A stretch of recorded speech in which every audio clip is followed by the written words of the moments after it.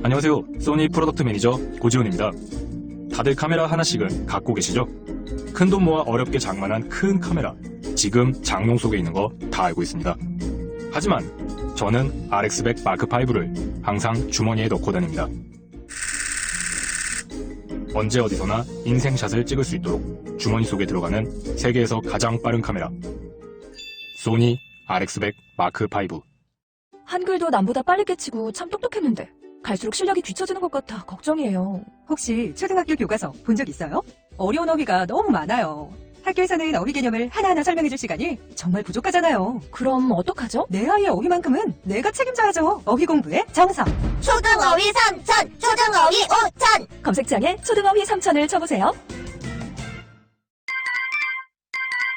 자려고 누웠는데 저스툰 지루한 지하철에 저스툰 자려고 누웠는데 지루한 지하철에 클래스가 타는 재미 저스툰 클래스가 타는 재미 저스툰 웹툰 웹소설은 저스툰 클래스가 타는 재미 저스툰 다시 날씬해지고 싶어. 다이어트 해야 하는데 좀 간단한 방법 없을까? 1522-6648 1522-6648 혹은 비타샵을 검색해주세요. 야, 이 부장! 네가 부장이면 땅이야! 뭐?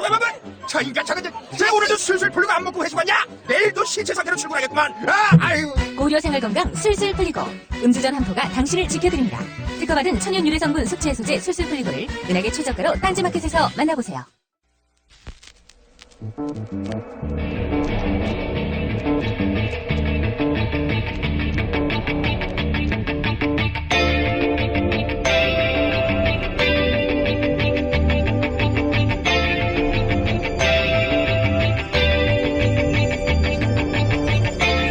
안녕하세요. 김호준입니다. 지난 2010년 일본의 사사카와 재단 프랑스 지부가 카롤린느 포스텔 비네라는 프랑스의 한 일본학 학자를 명예훼손으로 고소했습니다.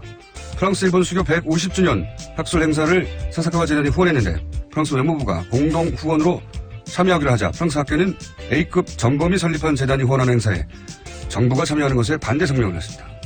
결국 프랑스 외무부가 참여를 처리하자 사사카와 재단은 이 성명을 주도한 카롤린느 박사를 상대로 거액의 소송을 제기한 겁니다. 몇 개월에 걸친 공방 끝에 프랑스 법원이 이 소를 기각한 후 비네 박사는 이런 말을 했습니다. 학자의 책무는 두 가지다. 성실한 감시자 그리고 용감한 고발자. 그 역할을 했을 뿐이다. 그리고 이런 말도 남겼습니다. 한국대학에 사사카와 재단의 연구자금이 유입된 것으로 알고 있는데 식민지배를 당한 한국이 일본 극우의 과거사 왜곡을 뒷받침하는 사사카와 재단에 관대하다는 점은 매우 의외다. 그런 대학 중 하나가 연세대입니다. 그리고 당시 그 기금의 유럽 유입에 찬성했고 그 기금으로 설립한 아시아연구기금 재단의 사무총장을 역임한 사람이 지금 자유한국당 혁신위원장 유석준 교수입니다. 최근 유 교수가 극우이 아니냐 논쟁이 있습니다. 극우에 대해 유 교수는 2006년 이런 말을 남겼습니다. 극우는 테러하는 안중근 같은 사람이다. 유 교수가 극우이 아니냐 그에 대한 답이 되는 발언이죠. 김원준 생각이었습니다.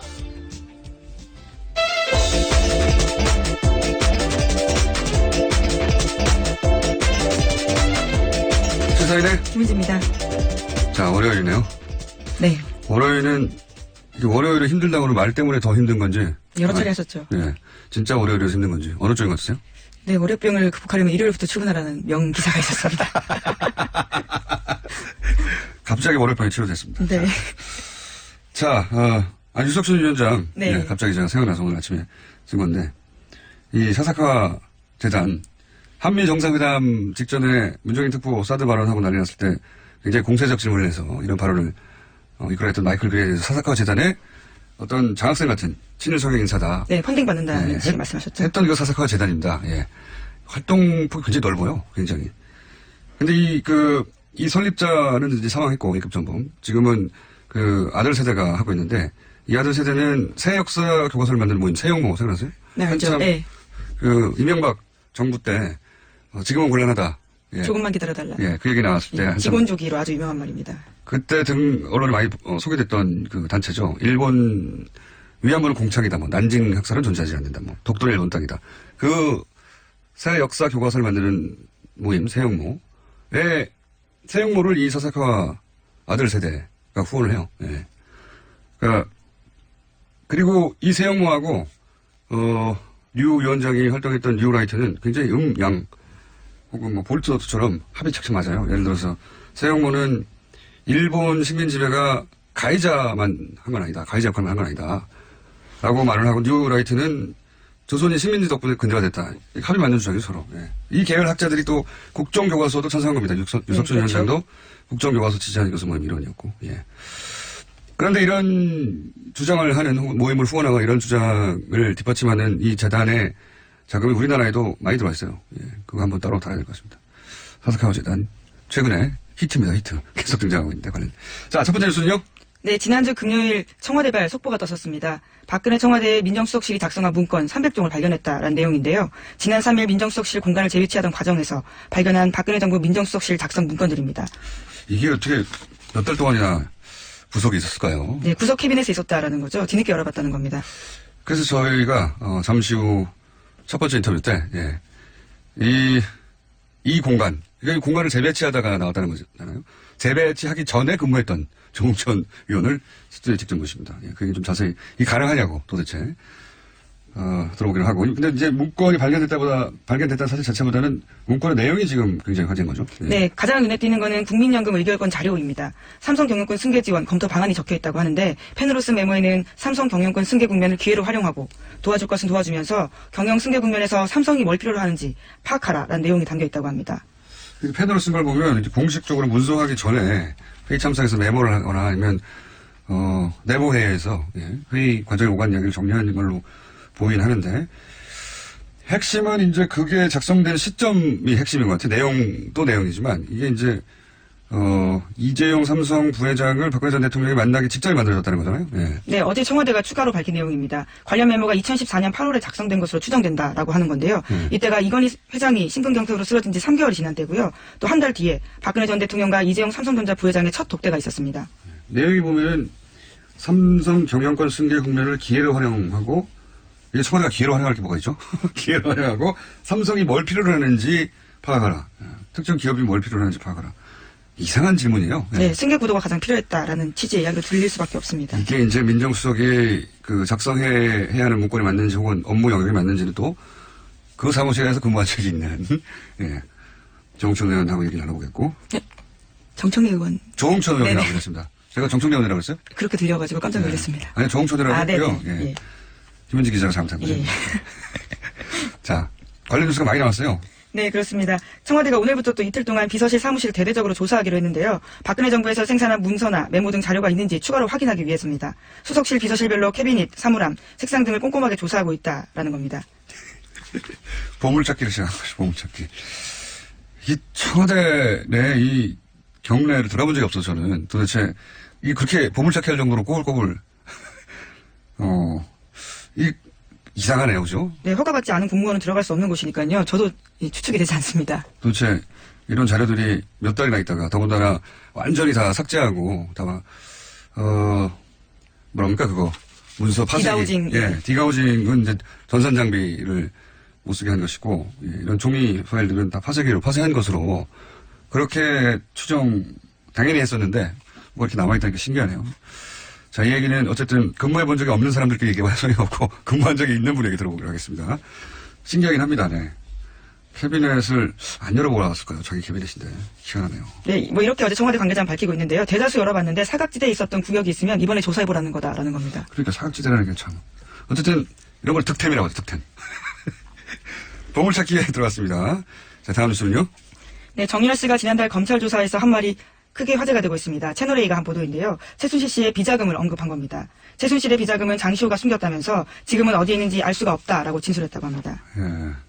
제가 그랬잖아요. 돈이 뭔가 연루됐을 거라고. 사실 장시호 씨가 검찰 협조에 적극적이다라고 하는 뉴스 처음 나왔을 연초에도 이건 돈 때문일 수 있다라고 하는 개인적인 추정을 했었는데 그런 가능성을 살펴봐야 된다고.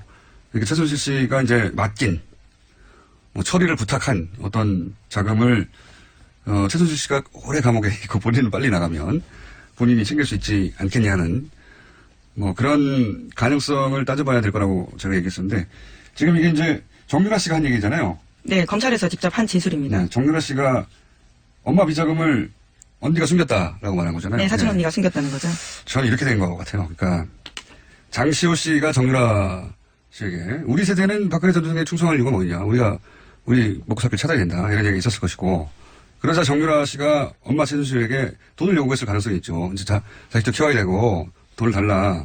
그래서 변호인이 이제 살모사라고 엄마를 죽이는 뱀 이런 뜻이 살모사라는 건 실제로는 그렇지 않아요. 잘못된 지식인데 어쨌든.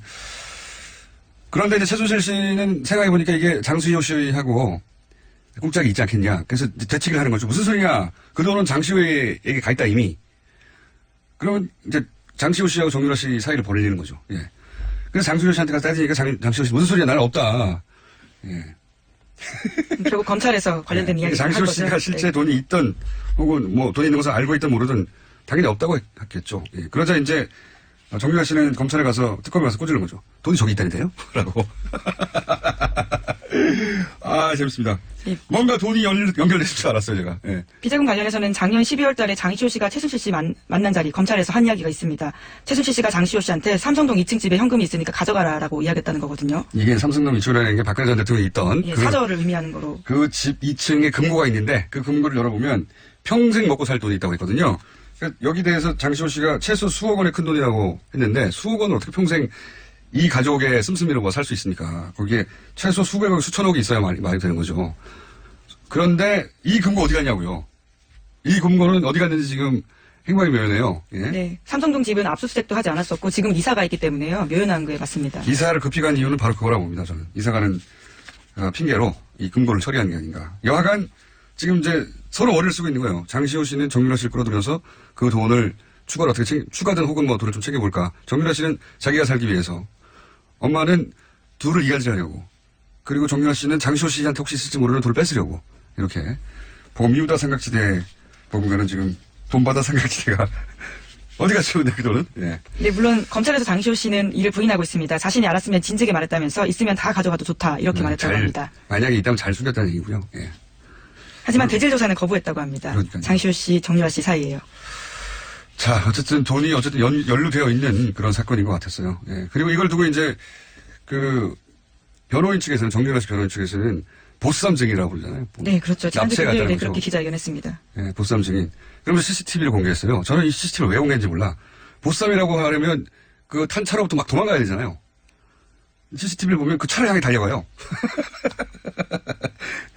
이걸 왜 공개했나 몰라요. 심지어 신분증 놔두고 하다라고 해서요. 다시 돌아갔다가 또 돌아왔다고 합니다. 그러니까요. 예. 보쌈이면 차로부터 도망가야죠. 차를 향해 달려가는 CCTV를 내놓고 언론 플레이를 하면 말이 되나요? 좀 이상합니다. 정부장 변호인이 이상하고 CCTV를 왜 내놨는지. CCTV는 차를 향해 달려가거든요. 정유라 씨가 보쌈을 당하려고. 예. 화면상으로는 납치가 아니라 일종의 증인보호 요청을 한 걸로. 실제로 본인이 요청했다고 합니다. 새벽에 연락해서. CCTV를 삭제해야죠. 이거 검찰이 내놓을 CCTV죠. 자, 바로 우리를 향해 이렇게 달려왔다고. 아주 재밌습니다. 코미디가 크게 벌어지고 있다. 자, 다음 뉴스는요. 네, 박근혜 전 대통령이 지난주 금요일에 일주일 만에 법정에 나왔습니다. 발가락을 다쳤다라고 밝힌 바가 있는데 목발이나 휠체어는 이용하지 않았습니다. 대신에 샌들을 신었는데 수감 이후에 한결같이 신던 7cm 구두는 포기했습니다. 하여튼 이쪽 뉴스는 참 여러 가지로 웃깁니다. 화도 나고 웃기기도 하고. 그러니까 네 번째 발가락을 문지바에 찧어서 걸을 수 없다는 거잖아요. 예. 네, 그런 이유로 법정에 나오지 않았었습니다. 예. 수차례. 신발만 가난하시면 나올 수 있는 거였잖아요. 예. 이건 안 나온 진짜 이유는 이제 이재용 부회장, 예. 재판 관련해서 그 최대한 미루려고 하는 건데, 어쨌든 아프실 예정이라고 하도 여러 군데서 얘기해서 다른 걸로 못 아프시고, 게다가 그 안에 의무실이 있단 말이죠. 예. 마음대로 몸 많이 아플 수 없잖아요. 자, 어쨌든 샌들만 갖고 신었더니 나올 수 있었다는 얘기고요. 다음 뉴스는요. 네, 한국형 기동헬기 수리온이 부실덩어리 무기 체계라는 감사원 감사 결과가 나왔습니다. 한국항공우주산업이 1조 3천억 원을 들여서 개발한 헬기입니다. 감사원은 특히 부실한 수리온을 실전 배치하는 과정에서 장명진 방위사업청장이 개입된 정황을 확인했습니다. 그래서 검찰에 수사를 의뢰했는데요. 장 청장은 박근혜 전 대통령의 서강대 동창생입니다. 그러니까요. 예. 방산비리인데, 방산비리가 이제 박근혜 전 대통령과 동기동창이고, 뭐, 언론 보도에 따르면 도시락도 함께 먹을 정도로 가까웠다. 아주 가까운 사이였다는 거죠. 도시락을 같이 먹는다고 반드시 가까운 건 아니지만. 박근혜 전 대통령이 곁에 둔 사람이 별로 없었기 때문에 그것도 가깝다라고 이야기하는 게 아닌가 싶습니다. 어쨌든 뭐 그런 인연으로 별 상관없는 일을 하다가 갑자기 청장이 됐죠. 근데 지금 감사원 결과로는 부실한 상태의 무기를 실전 배치하는 데 개입을 했다는 거잖아요. 네, 그렇습니다. 저는 방산비리를 극형에 처해야 한다고 봅니다. 예, 이건 여성분들보다 남성분들이 더 훨씬 피부를 느낄 텐데 방산비리는 극형에 져야 합니다. 네. 예. 안보에 있어서는 뭐 남녀 모두. 안보가 문제가 아니고요. 예. 예. 그런 거창한 문제가 아니라 사병들이 이제 군대 갔을 때 지급되는 무기라는 게 6.25 당시에 무기, 아유, 정말. 한번 다뤄야 되겠습니다. 이건 말이 안 되고, 그거 보고 화가 나요, 이런 거는. 야, 여기다가 돈을 다 빼돌려서 이렇게 된 거구나라고. 예. 군 사병들의 환경은 정말 말도 안 됩니다. 예. 극형에 처해야 한다라고 저는 주장합니다. 다음 뉴스는요? 내년 최저임금이 결정됐습니다. 시간당 7,530원입니다. 올해보다 16.4% 올라서 17년 만에 최대 인상폭입니다. 월급으로 치면 22만 원 정도가 오르는데 460여만 명이 직접 혜택을 볼 것으로 추정됩니다. 그렇군요. 예. 문재인 정부가 공약을 했기 때문에 해야 하는 일이었고요. 근데 이제 이 일의 진척이 굉장히 빠르네요. 예. 얼마 안 됐는데 16.4% 인상하고 그리고 초과 인상분에 대해서는 정부 예산으로 지원하고 네, 그렇습니다. 최저임금보다 훨씬 더 저는 개인적으로 눈에 띄는 것이 그러니까 5년 지금까지 5년이었단 말이죠. 예. 건물주가 계약갱신 청구권. 예. 네. 이게 사실은 그 소상공인들한테는 더 치명적이에요. 뭐 장사 좀 해보려고 하면 보통 1년 내에 쉽게 자리 잡기가 어렵고 이제 알려져서 장사 좀 해보려고 하면 5년이 한계이기 때문에 물론 뭐 건물주에 대해서는 5년 이상 계속 연장할 수도 있지만 보장이 안 되니까요. 그것 때문에 실컷 그 자리에서 뭐랄까 땅값도 올려놓고 예. 장사도 어느 궤도에 올랐는데 나가야 되는 경우가 많았는데 이제 10년으로 늘어나는군요. 예. 일 참 빨리 합니다. 이 정부는. 자, 다음 뉴스는요. 네, 예결위가 오늘도 소위를 개최한 뒤 내일 전체회의를 의결을 거치고 추경안을 본회의에 상정할 계획입니다. 이게 뭐 어차피 될 거였기 때문에 예. 잠시 후에 저희가 어쨌든 이 문건 뭐라고 불러야 됩니까? 문건 발견 사건? 예. 문건 발견 사건. 득템이라고 말씀하셨죠. 득템, 예. 문건 득템 사건인데 이거에 대해서 저는 야당 공세도 좀 굉장히 재밌어요. 그 얘기만 하고 끝내죠. 예. 뭐냐면은 11일간 함구하다 발표했다. 이게 현재 공세의 포인트거든요. 네, 3일에 발견했다고 했기 예. 때문입니다. 3일에 발견했는데 14일에 발표했으니까 11일날 함구하다가 발표했다. 이게 뭐 조선일보도 이 타이틀로 11일간 함구하다 발표. 그리고 조선일보 제목과 자유한국당 논평이 똑같아요. 함구하다 갑작스럽게 공개한 것이 무슨 정치적 고려가 있는 게 아니냐. 저는 이게 참 뭐랄까요. 몹시 영리하지 않은 공세라고 보는 것이 물론 300건이 되니까 검토할 시간이 걸린다. 뭐 이렇게 정부에서는 대응했는데 네, 그 사이 또 순방도 있었고요. 예. 인력이 부족했다는 겁니다. 그런데 이제 그 의심된다고 공격을 하려면 의심된다고 했을 때 뭐가 의심된다 이렇게 머리에 떠올라야 되잖아요. 11일간 11주나 11개월이 아니잖아요. 뭐가 의심되는 거지? 이게 안 떠오른단 말이죠.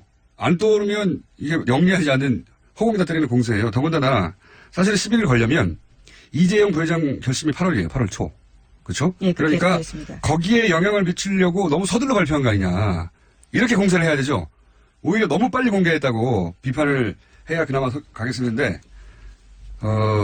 지금은 어디다 때리는지 모르겠다 이거죠. 예. 네, 재판에 영향을 미치기 위해서다라는 광범위한 이야기를 하고 있습니다. 아니죠. 그러면은 11일간이나 함구하다 할 게 아니라 너무 빨리 예, 그렇죠. 급하게 8월 초에 영향을 미치려고 빨리 발표했다고 해야 되는데 검토도 안 끝내고 이게 앞뒤가 삼합디 아니하는.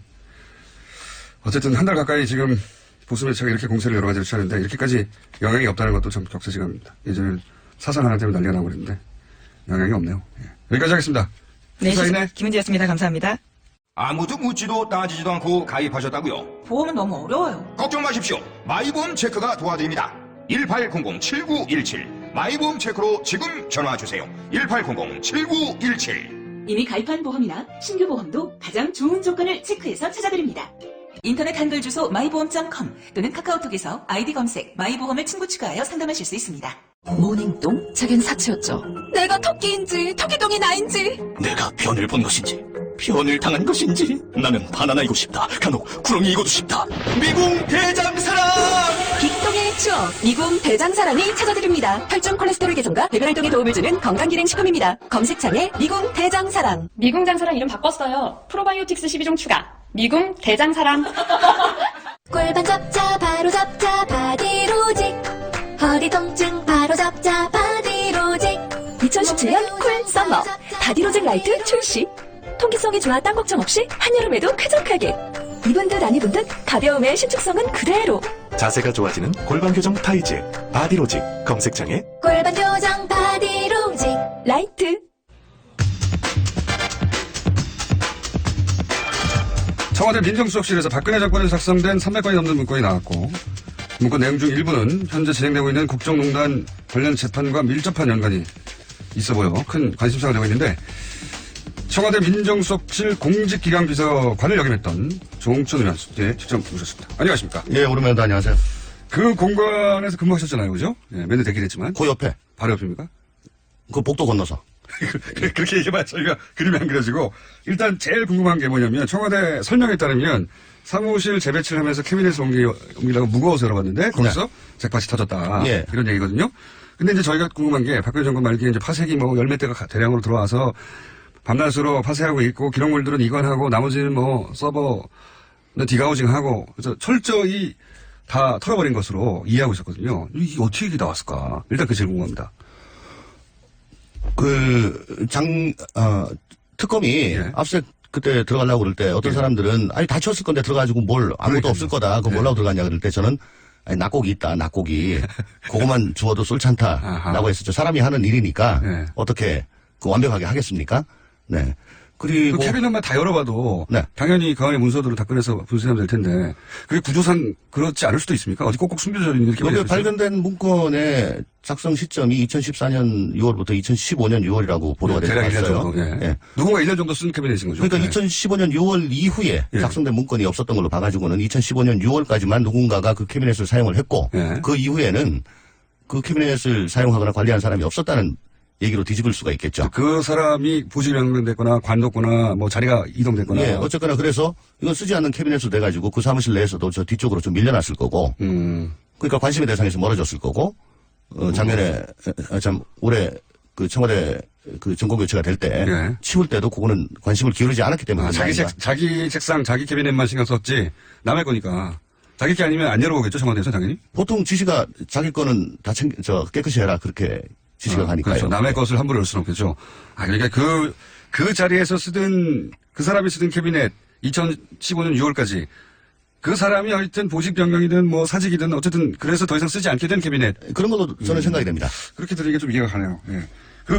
큽니까? 청와대 민정수석실이? 제일 크죠. 청와대 제일 커요? 예, 왜냐하면 이명박 정부 때는 민정 1, 민정 2 두 개 비서관실이 쓰던 거를 박근혜 정부 들어와가지고 민정비서관으로 퉁쳤거든요. 하나로 만들었어요. 그래서 두 개가 합쳐졌고. 예. 근데 민정 1은 이제 민심팀으로 되고 민정 2는 사정팀으로 됐는데 민심팀과 사정팀 사이에는 간율이 격벽이 있습니다. 그래서 민심팀, 사정팀 이렇게 각자 좀 한 비서관실이긴 하지만 그래도 독립성을 가지고 일을 했었는데 이번 문재인 정부 들어가지고는 얘기를 들어보니까 굉장히 그 정원을 다 안 채우고 짧게 가느라고 반만 썼군요, 말하자면. 반만 썼죠. 격벽 안쪽. 그러니까 민심팀 쪽만 쓰고 사정팀은 비서관하고 좀 멀거든요. 예. 그러니까 가까운 쪽만 쓰다가 최근에 인력이 보강되면서 다시 자리를 재배치하다가 이제 그 각으로 옮겨야 될 거 아니에요. 근데 이거 뭐야? 그렇게 된 것 같아요. 그렇구나. 그렇게 되니까 어느 정도 이해는 갑니다. 굉장히 우연에 의해서 발견된 거네요. 그러면 지금 말씀하시기로는 뒤져보면 뭐 더 나올 수도 있다고 하셨는데 그럴 수도 있습니까? 있을 수도 있고 없을 수도 있는데 뭐라도 있을 수가 있죠. 왜냐하면 낙곡은 항상 있으니까. 그래요? 예. 뭔가 있을 수 있다? 예. 그래서 그때 압수수색 무조건 들어가야 된다고. 아무리 치워도 낙곡은 있다. 이번에는 아주 큰 덩어리가 나왔어요. 몇 명이에요? 예전에 박근혜 정부 시절에 민정수석실에 근무했던 사람이 대략 합치면 민정사정 합치면 민정사정 합쳐서 한 50명 가까이? 50명이요? 예. 엄청 크네요. 제일 커요. 다른 예를 들어서 경제수석실 이 정도 되면 얼마입니까? 경제수석실에 예를 들어 경제비서관, 중기비서관, 해양수산비서관 이런 데는 비서관 하나, 선임 하나, 행정관 둘이 또 행정요원 하나 그렇게 한 너댓 명. 야, 굉장히 큰 조직이네요. 민정수석실은. 예. 저희가 고담으로 컸고. 사정비서관. 아니 공직. 예. 기강비서관. 예. 한 50명 가까이 되는군요. 그럼 다른 50명. 예. 다른 부처 10배, 다른 수석실에 10배는 되네요. 수석실이 아니고 비서관실, 개별 비서관실. 왜냐하면 민정수석실 밑에 비서관실이 4개가 있잖아요. 야, 민정수석 힘이 세군요. 그러니까 비추어보자면, 물론, 지금 문재인 정부는 더 축소됐다고 하지만, 우병우 민정수석 힘이 굉장히 막강했네요. 많은 인원들을 다뤘는데. 일단 병사로 보면 엄청 많죠. 네, 그렇군요. 이게 인수인계, 그러니까 우병우, 최재경, 조대환, 이렇게 급하게 민정수석이 짧은 기간에 3번에 바꿨잖아요. 네. 그 인수인계가 제대로 안 돼서 그럴 수도 있다. 이 해석도 가능하죠. 어차피 이 마지막에 다 확인하는 거는 제일 마지막 수석, 조대환 수석 때죠. 예. 예. 그 뭐 최재경 수석이 들어가다 나오면서 야 지금 것까지 다 치워. 그렇게 얘기할 리도 없는 거고 필요도 없는 거고. 마지막으로 치운 사람은 조대환 수석인데. 네. 이제 우병우 수석은 자기하고 관련된 것만 개인적으로 어떻게 뭐 했을 거고. 직접 관련된 건 혹은 또 뭐 자기 친한 직원들한테는 따로 얘기를 해줬을 거고. 자, 그럼 내용을 좀 여쭤볼게요. 그 일부 공개된 그 문건을 보면 삼성을 어떻게 지원할 것인가. 삼성이 필요한 게 뭐냐 파악해봐라. 이런 내용이 있거든요. 그러니까 첫 번째로 궁금한 건 청와대의 민정수석실에서 특정 기업을 어떻게 지원할 것인가를 파악하는 게 이게 민정수석 업무 범위에 들어갑니까? 그건 경제수석실에서도 뭐 좀 하기가 힘든 일인 것 같습니다. 민정수석의 업무 범위는 아니지 않습니까? 그죠? 예, 아니죠. 네.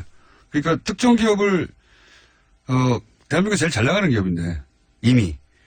그 잘 나가는 기업을 어떻게 지원할 것인가, 라고 파악해보라고 할 수도 있습니까? 청와대가? 그런 종류의 지시를 받거나 들어본 적이 있어요? 아니, 물론, 삼성이 우리나라 경제에서 차지한 비중이 엄청나게 크고, 또 삼성이, 뭐 법적 제도적으로 뭐 좀 잘못된 게 있어가지고, 애로사항이 많고, 그로 인해서 국가 경제에 미치는 악영향이 크다라고 한다면 뭐 그건 할 수가 있겠죠. 근데 제가 지금 문건을 제대로 보지 않은 상황에서 이게 뭐 단정드리기가 참 못합니다. 내용을 좀 봐야 되는데. 문건은 좀 일반론이에요. 보면 예를 들어서, 삼성 경영권 승계에서 삼성이 뭘 필요로 하는지 파악해라. 이거는 삼성이 어려움을 겪고 있다기보다는 경영권을 승계하는데 삼성이 필요로 하는 게 뭔지 파악하라는 거잖아요. 사기업에. 그건 좀 아니죠. 네, 이건 아니지 않습니까? 좀이 아니라 많이 아니지 않습니까? 그리고 이제 삼성의 과제 해결하는데 정부도 상당히 영향을 행사할 수 있는 부분이 있다. 이건 이제 삼성 문제를 해결해 주는데 정부가 영향을 행사해서 해결해 줄 부분이 있다는 거잖아요. 네, 그게 뭐 국민연금 의결권이라든가. 그런 거죠. 그 다음에 금산분리.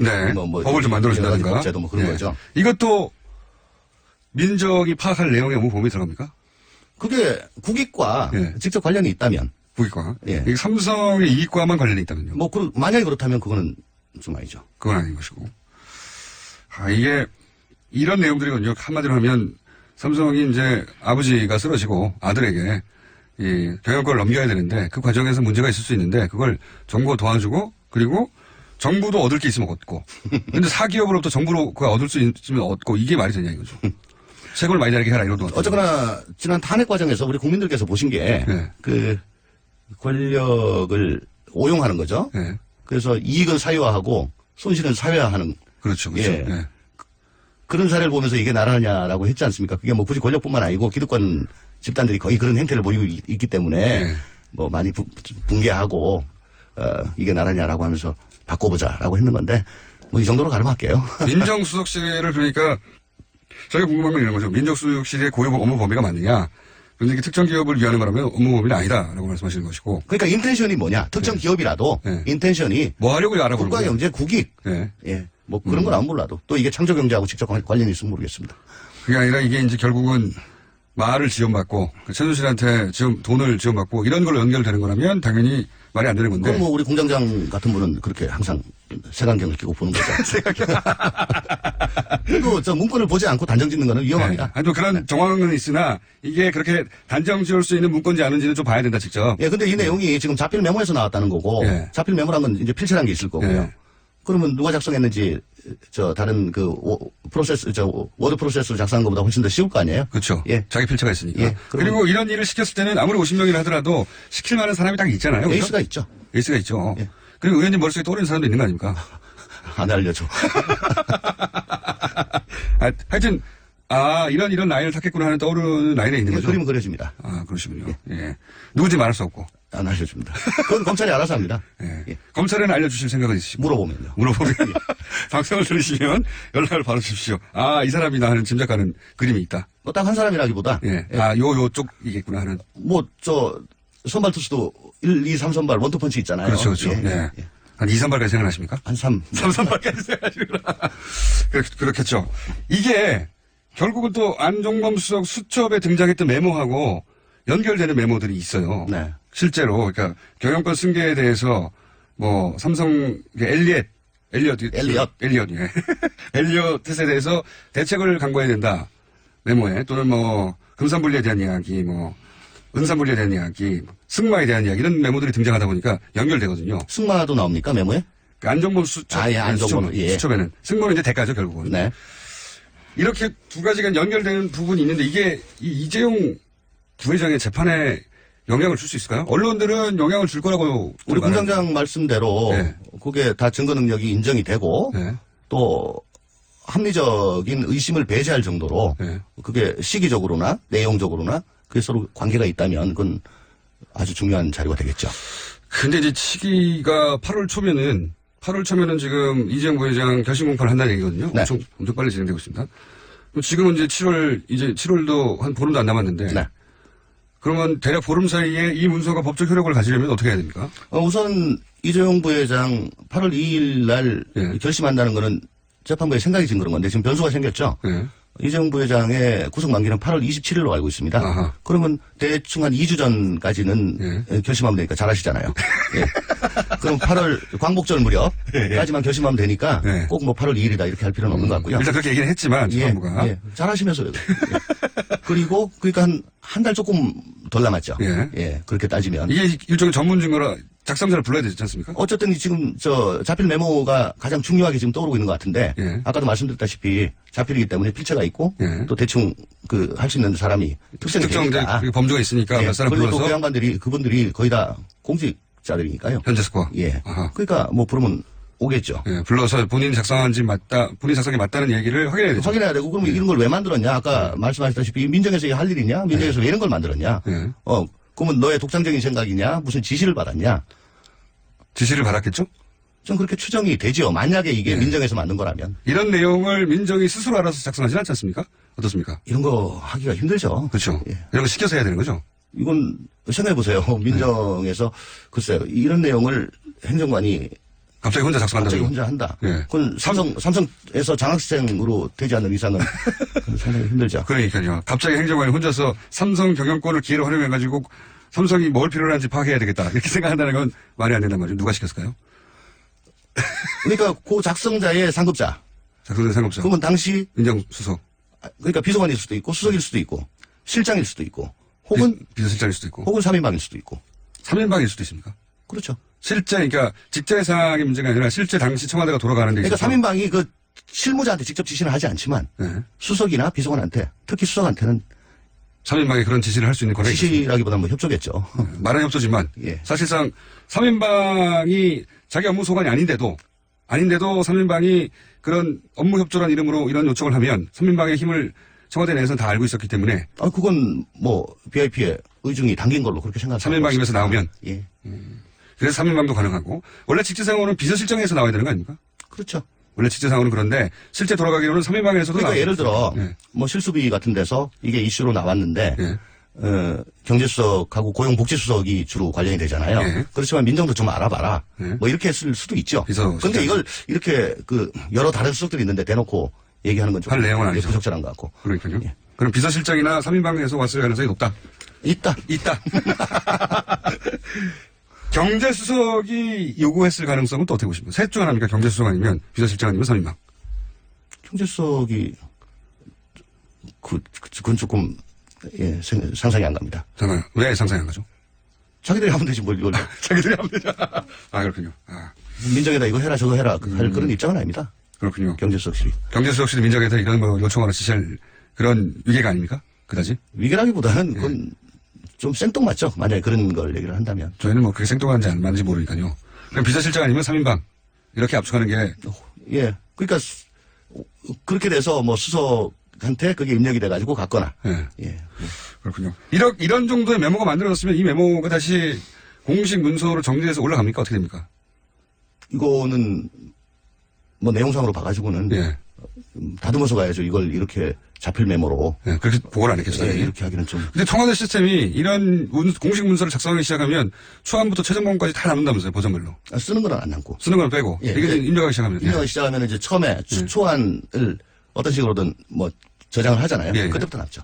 초안부터. 그러면 이제 버전별로. 작성 일시, 작성자, 제목. 계속 다 나옵니다. 근데 지금은 그걸 추적할 수는 비가우징 해버렸다니까. 다 달려버렸으니까. 그렇다면 할 수가 없죠. 이 종이로 쏜 문서는 대통령 기록물이 아닌 거죠? 지금 야당에서는 이제 대통령 기록물법의 위반 아니냐? 제가 지금 대통령 기록물법 위반으로 재판을 받고 있는 현직 피고인이기 때문에. 잘 아실 거 아닙니까? 아주. 아니, 아니, 비문한테 그런 걸 자꾸 물으면 어떡해요. 예. 아니, 이건 이제 별도의 사안이니까 본인 게 아니라. 예, 어쨌거나, 뭐, 아닌 걸로 보여집니다, 저는. 그렇죠? 예. 조심스럽네요, 재판받고 있습니다. 대통령 기록물이 아니라고 이제 공개할 수 있다고 청와대가 판단한 것 중에 하나가 이렇게 무슨 도장이 안 찍혔다고 하던데, 도장은 무슨 의미입니까? 그게, 자꾸 기록물 가지고 물으실 거예요? 네. 대통령 기록물이 이제 세 가지로 갈리는데, 일반, 비밀, 지정으로 갈리는데, 일반은, 그러니까 대통령 기록물은 원래 공개가 원칙이에요. 원래요? 원래 원칙은 공개인데, 다만 뭐 국가 안보, 뭐 경제 상황에 위해를 가할 우려, 사생활 침해 등을 이유로 이제 제한을 하는 거거든요. 그러니까, 일반 기록물은 거의 대부분 공개예요. 프리한 거고. 비밀 기록물은 그거 보고, 중요도에 따라서 1급, 2급, 3급, 대비. 그렇게 분류를 한 거고요. 그 분류 도장이 없기 때문에 기본적으로 공개할 수 있다. 근데, 비밀 기록물, 지정 기록물이라고 하는 건 어쨌든 분류 작업을 해서, 그 분류 표시를 하고 대통령 기록관에다 입안을 해야지만이, 그게, 기록물이지. 예. 캐비넷에 남아있는 분류도 안 된 도장도 안 찍힌 것을 대통령 기록물로 볼 수는 없다. 라고 이제 해석할 수 있다. 딴 거 물으세요. 피곤한데 자꾸. 우병우 민정수석 있지 않습니까? 네. 우병우 민정수석에 대해서 여러 차례 문제 제기를 많이 하셨는데, 우병우 민정수석이 지금 뭐 구속도 안 됐고, 사안도 굉장히 적지 않습니까? 작죠? 네. 지금 걸려있는 사안이 유죄가 된다 한들 받을 수 있는 처벌은 어느 정도입니까? 뭐 가정을 전제로 해서 답변 등이 적절치 않고, 그동안에 제가 계속 한 거는, 어쨌거나 윤곽근 수사팀장, 그때 처음 시작됐을 때, 원칙은 가택하고 휴대폰 압수수색을 해야 되거든요. 당연히 해야 되겠죠. 그럼 여기에 다 나와요. 이런 내용들이. 다 나온다고, 휴대폰에. 그러면 이게 참 공색하게 직권남용, 직무유기, 위증, 이렇게 갈 필요가 없지 않습니까? 또 아니더라도 지금처럼 청와대 내부를 들여볼 수 있었다면 다 나와요. 그때 압수수색했으면 다 나왔겠죠? 다 나오죠. 네. 예, 비가 오지만 해도 다 나와요. 다 나오고. 네. 휴대폰을 해도 다 나오고. 다 나오고. 근데 그거 아무것도 안 하고 하려니까 공색하게 너 세월호 때 뭐 어쨌지 저쨌지 뭐 이럴 수밖에 없잖아요. 그게 너무 답답하다는 거죠. 예. 그 이후 예를 들어 탄핵 국면에 가고 나서는 왜 우병우 민정수석이 대선을 그렇게 못했을까요? 실제로 검찰 내에 흔히 말하듯이 우병우 라인이 살아 있었기 때문입니까? 어떻게 보십니까? 뭐 잘 나간 사람들은 다 은혜를 입었으니까. 어떤 은혜를 입었어요? 보직이요. 보직이요? 보직. 그 좋은 자리로 가는 거? 그렇죠. 잘 나가는 자리하고 잘 안 나가는 자리하고 못 나가는 자리는 뭐 누가 봐도 딱 아니까. 검찰 내에서 보면 또 아는데. 예. 그런데 우병우 민정수석이 잘 나가는 자리에 자신하고 협조가 잘 되는 사람을 꽂아 줬다고 하는 정황들이 있습니까? 추정하는 사람들이? 그거야 뭐 다 합니까? 공유하고 있죠. 왜냐하면은 잘 나가는 자리라는 게 민정수석하고 업무상 연관이 되는 자리들이니까. 그런 자리에 본인과 친한 사람들이 저기 저 지방 어디에 뭐 저 형사부장 하고 있으면 민정수석하고 아무 상관이 없죠. 없을 가능성이 높잖아요. 네. 그보단 이 서울 쪽 대검 법무부 뭐 중앙지검 특수부 뭐 이런 쪽에 그런 사람들 우병우 민정수석이 그렇게 영향을 미쳐서 그런 인사 라인에 채워진 사람들이 대략 10명선이 넘습니까? 제가 그랬어요. 법무장관 청문회 때 그동안에 사건 이상하게 꼬인 것들.